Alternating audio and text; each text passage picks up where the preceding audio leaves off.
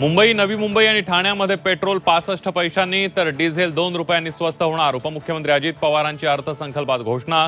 राज्य सरकारकडून निवडणुकीआधी मुंबई ठाणेकरांना दिलासा. राज्य सरकारची महिलांसाठी मोठी भेट. मुख्यमंत्री लाडकी बहीण योजनेची घोषणा. प्रति महिना 1,500 रुपये मिळणार. मुख्यमंत्री अन्नपूर्णा योजनेतून वार्षिक 3 सिलेंडर मोफत. शिवाय 25 लाख महिलांना लखपती दिदी योजनेचा लाभ.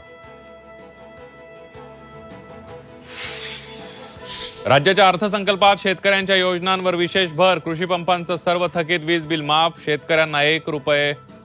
पीक विमा योजना कायम. ई पंचनामा राज्यभर राबवणार. कांदा उत्पादकांसाठी भरघोस अनुदान.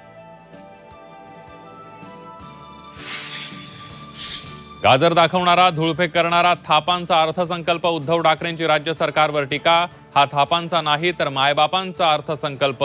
फडणवीसांचा ठाकरेंवर पलटवार.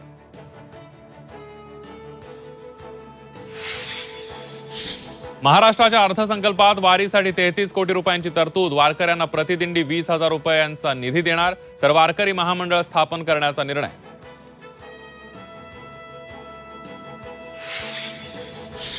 आणि टाळ मृदंगाच्या गजरामध्ये जगद्गुरू संत तुकाराम महाराजांच्या पालखीचं देहूतून प्रस्थान. सुनेत्रा पवार फुगड्या खेळत वारकऱ्यांच्या आनंदात झाल्या सहभागी.